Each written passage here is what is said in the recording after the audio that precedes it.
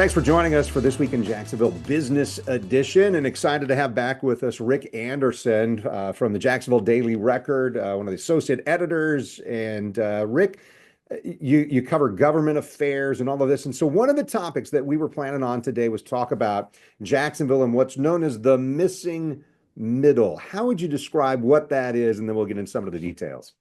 Well, the way it's generally described, Kent, is it's the middle between a single family residence and kind of a larger apartment complex. That's one of the definitions for it. So it's people who are looking, may not be able to afford a single family residence, but may want something other than a high density apartment. So they're looking at things for like a fourplex or a triplex or maybe a duplex, something like that. Missing middle can also refer to places, infill development kind of places. So in neighborhoods that have lots or properties that are undeveloped, maybe there's space to put one of these developments into a place like that.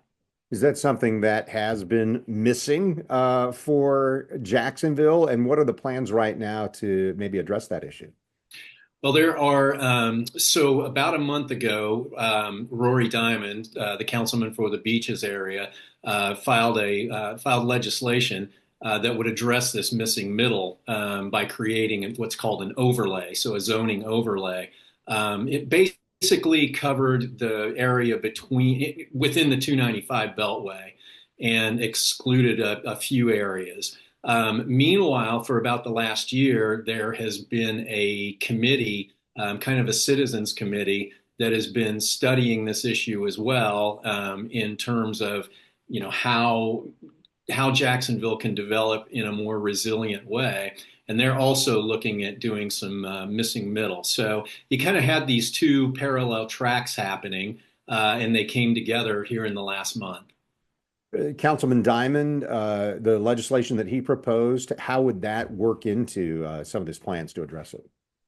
Well, by creating this missing middle overlay, basically an overlay is a special set of zoning regulations that kind of just lays over the regular set of regulations. So it would allow for construction of duplexes, triplexes, and quadplexes within that missing middle overlay area.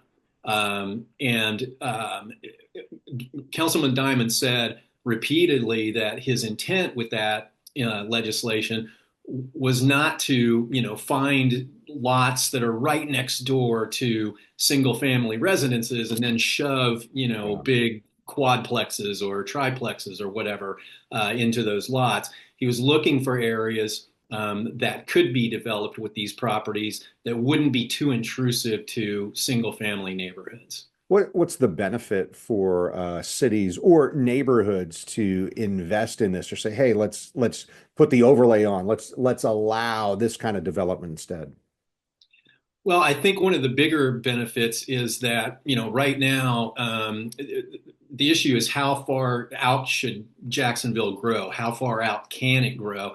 And is that the best kind of development, for the environment and for the community at large? Or should it become more dense? And should we be using some of the land that we have available now for development? And I think that's kind of at the crux of all of this. And you mentioned kind of a advisory committee. I mean, they've been working on this a year or so. Is that right? Yeah, that's correct. And they were scheduled to come up with some recommendations in February. And this committee had been meeting since, I want to say early 2024 or maybe late 2023. They were on track to come up with some recommendations in early February. Yeah. Well, I'm looking at some of my notes. How would this apply, I guess, to HOAs or some of the deed restricted properties that are out there? Because we bring up the topic and you're talking about the overlay, and I'm thinking, oh, there's plenty of people who would say, not in my backyard, right? Oh, that's exactly right. And so you brought up a very good point about HOAs, deed restricted properties.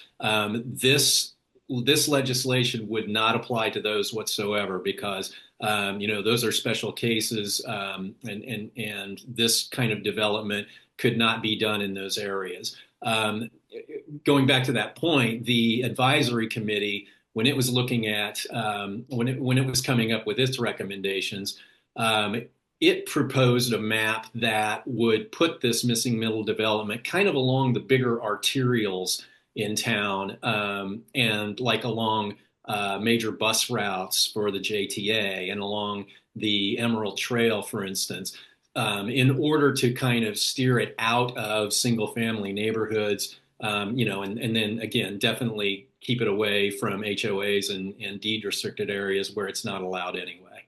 Well, and you mentioned so inside the outer belt, inside 295, Jacksonville, so interesting that you've got such a large geographical area, 800 plus miles, square miles of land here. Why is that important to be inside the outer belt?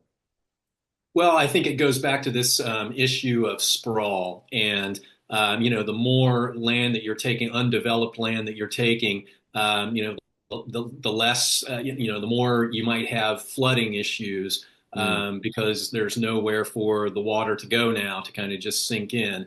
I think that's one of the major issues that we're talking about here with this whole missing middle issue is where can Jacksonville not only grow in an environmentally sensitive way, but where can it grow in a safe way where you wouldn't be causing more flooding issues and so forth.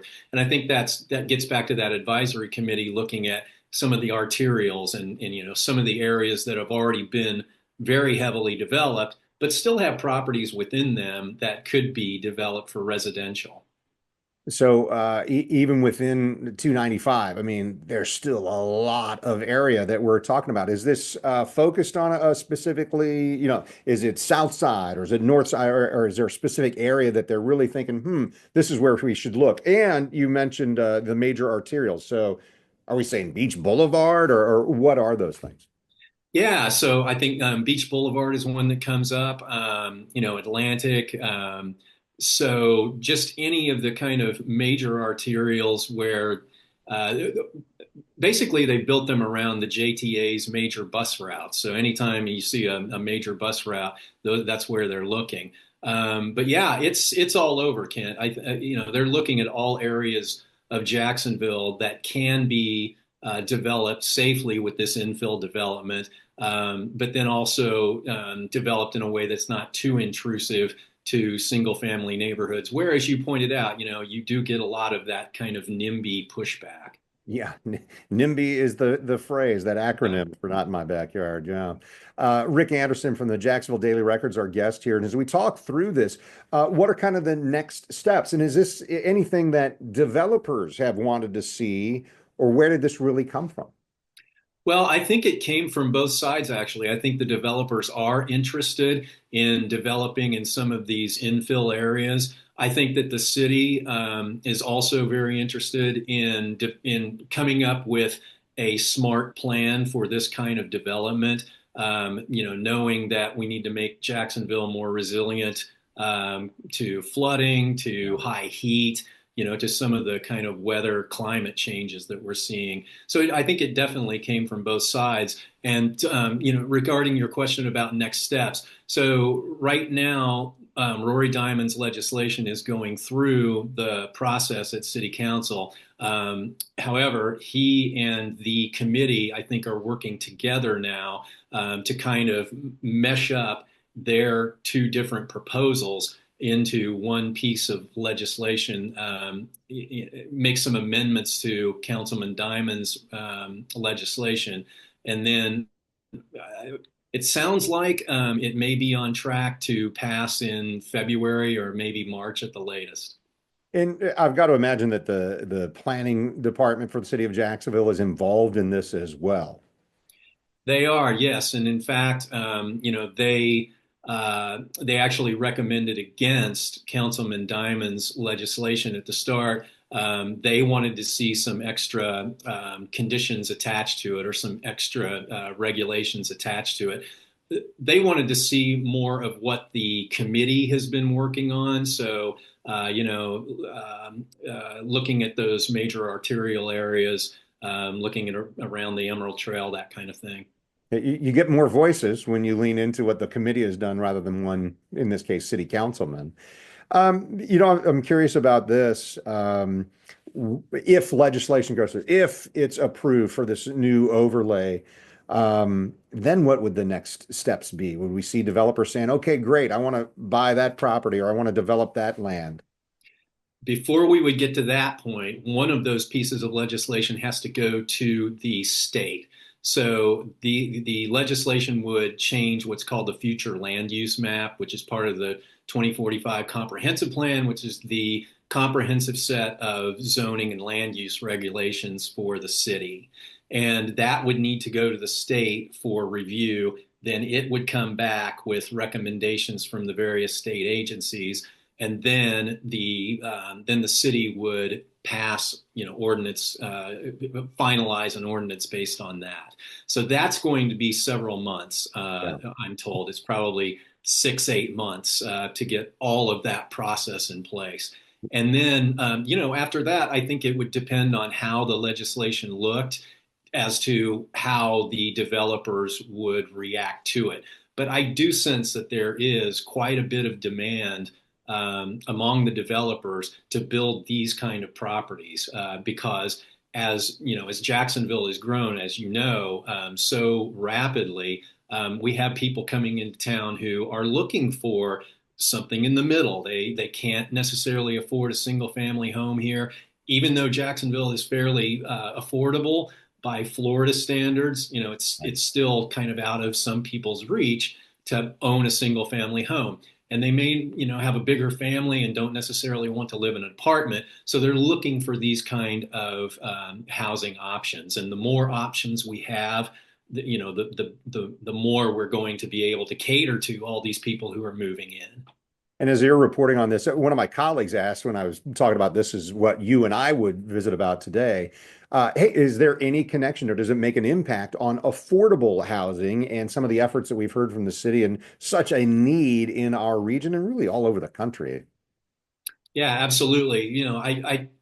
Affordable housing is not necessarily a part of this legislation and part of this discussion. Although I think that they are hand in hand. I think some of these developments will obviously be developed as affordable housing.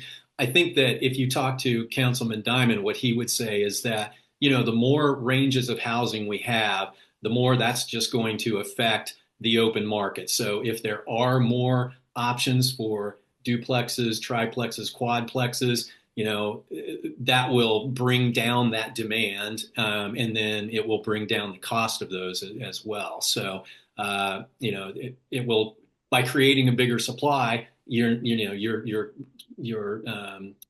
reaching the demand, and therefore, it'll bring everything down, or at least keep it to a level that people can afford. Yep. Ric, I know you've got an extensive background in journalism. I wanted to talk a little bit about the process.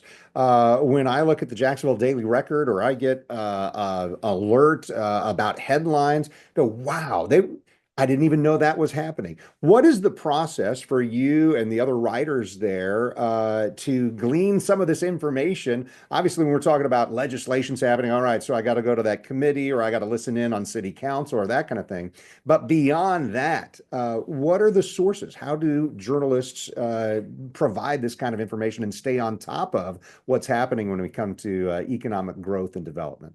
Well, that's a great question. And Kent, I'd love to talk to you and get your tips on this too, because I'm always interested in learning more about how people do this. But, in my case, I cover mostly local government. So I am always keeping an eye out for, meeting agendas, meeting schedulings, so I'm always checking the city website. I'm checking the sites of the Downtown Investment Authority and JEA and JTA. So a lot of my, information I get from there. Once agendas are out, then you can look at the items in the agendas. There are always, you can find more information about those items on the city sites as well. My colleagues are always looking at different, like they're looking for permits that have been filed. They're looking at court records to find business related stories. And they're sending things my way if, that they're kind of under my umbrella.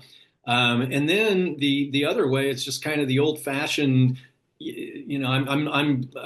just show up and cover meetings and talk to people and get sources, call them regularly, keep in touch with them, ask them to send you stories and that sort of thing. The biggest difference between now and when I started 40 years ago is, now you have social media as well. So, we're always monitoring that to see if decision makers are tweeting out things or,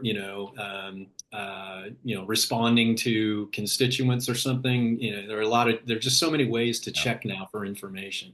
Yeah, and you talked about looking for permits or court filings, where there's some tedious work in there. And when I talk about looking at the agenda for a council meeting or that kind of thing, sometimes for most of us, it's like, oh, it's like legalese. How do I understand what really is in this proposed legislation? There's a lot of work that goes into that, isn't there?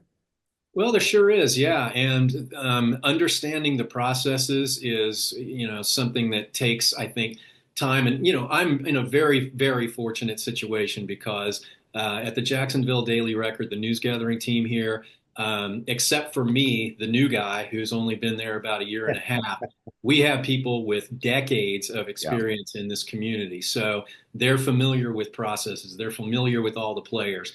If I run into a problem or I need a source, I generally just, put up the bat signal to my colleagues and say, hey, does anybody know X, Y, or Z? And I get an answer within seconds. And so it's, I am in a very, very fortunate situation in that I'm a newcomer, but I'm surrounded by these people with such a great depth of experience in this market that it makes it very easy for me, frankly. Yeah, well, Rick, to your point there, having a great team around you really helps that news gathering process. So from my experience, this is my 15th year in Jacksonville, and there's still so many people that I would rely on to say, hey, just what you were talking about. Do you know the right contact for that organization, or do you know how this process works? And it's important to understand those things because as journalists, what we're trying to do is not just take what we get in a news release at face value, but we're trying to say, okay, let me dig a little bit deeper. And you really can pull some of the truth out of, well, what was the court filing? Or what really did they? I saw the agenda item, but then what did they really discuss when it came to that? And I love that you can go to one of these meetings or be looking for something else, and then the big story pops up, right? Oh, absolutely. Yeah, that happens all the time. Or a little story pops up that, you just Yeah, catches even your better. interest and then it later becomes a bigger story. Yeah, I've gone to several meetings thinking, here's what I'll cover. And then halfway through say, oh, this is the story that I need to be covering today. Yeah, and it's it's part of the fun of the job that you never quite know what you're getting into. You can plan it, and you can take your best guess as to what's going to be newsworthy coming out of this meeting. But sometimes news happens when it happens and where it happens, and it doesn't care about what you think. It's going to happen when it happens. Karen Mathis, do I have the title right? Is she editor in chief? Is that right? I believe that Editor at the very she least. is now our golly, I can't remember her. Monty Zicker is our editor in chief, Okay. and then Karen is a senior editor Okay. who preceded Monty as the editor in chief, basically. Well, and the reason I bring that up is because she's an example of someone who has a lot of institutional knowledge, not just for the Daily Record, but for what happens in Jacksonville. Just briefly, what are the marching orders for you and other writers in terms of how in depth you go? Is there a word count, or is it, hey, just tell the story with as much context as you can? All the sides covered because often there's more than two sides to a story. No, that's exactly right. And this is another place in which I'm very fortunate. We do not have any kind of story quotas at the Daily Record. We don't have any kind of length quotas. I generally write 2 to 3 stories a day. I could probably write more if I just had the capacity to do it. But yeah, um, our, I think our model is we cover the news and we cover the stories that are important. And I'm very fortunate in that my editors allow me to determine, for the most part, what I believe is newsworthy and what I should be covering. And thank goodness I must be doing okay because I don't get a whole lot of, well, Rick, maybe that wasn't the greatest thing. Maybe you should have covered this instead of this. But yeah, I think that we cover what we see as the stories that our audience would be most interested in. Yeah. And that can take a lot of forms. It could be a very short story about a new restaurant opening, for instance, or it could be a very lengthy story like the one I wrote about the missing middle situation, which required a lot of depth and a lot of time and a lot of reporting. And thank goodness, the Daily Record gave me the time and allowed me to do that, and then gave me the space to tell that story. Yeah. We're fortunate at News for Jax that we've got a partnership with the Daily Record, and certainly Vice versa, Kent. I've got to jump in. Vice versa. yeah. Well, so in a daily news cycle for us at the TV station, several times we'll say, "Huh, the Daily Record's reporting on this. Let's give them credit, but let's also make sure that the people who want to know have access to that information." So, Rick, is there anything you're working on right now that you want to tease ahead to that we should be watching for those of us on Business Edition and our podcast that we really should keep an eye out for things happening in the first quarter of this year? Yeah, well, there are a couple of issues that are kind of front of mind right now, and I know they are for your viewers as well, Kent. But this missing middle legislation is one of them. I think you'll hear a lot about that in the next 4 to 6 weeks. And then also, trash is a big issue right now in city government, and so you have Matt Carlucci with a couple of pieces of legislation to look at the trash fee that has been charged here in Jacksonville for the last 15 years and hasn't been raised. The city is taking out what it calls a loan from the general fund to cover that, but that loan is getting larger and larger. So Councilman Carlucci is looking at raising the trash fee, which is what you and I pay to get our trash hauled away from the curbside. So that it covers the cost of that service and the city doesn't have to keep loaning itself this money that it'll eventually have to get paid back. So that's a big one. That will probably go on for a while. And then, yeah, the missing middle, you'll hear a lot about that too. Yeah, and we've talked in the past about some of the growth that's happening in the sports complex, that area of the North Bank. Lots of stuff happening here, but nice to know we got a place to go here at News for Jax, our podcast, and certainly for all that you guys do at the Jacksonville Daily Record. Ric Anderson, I appreciate it, and so glad that you made time for us today. Thank you so much, Ken. It's always great visiting with you. Yeah, thank you. All right, and for everybody who's been watching or listening today, thanks for joining us. This week in Jacksonville Business Edition, you'll find it wherever you get your podcasts, and would just invite you, wherever that is, like, subscribe, follow, whatever it is you need to do. We deliver these every Thursday at 9 a.m., and you can find them online at newsforjax.com as well. Thanks for joining us today.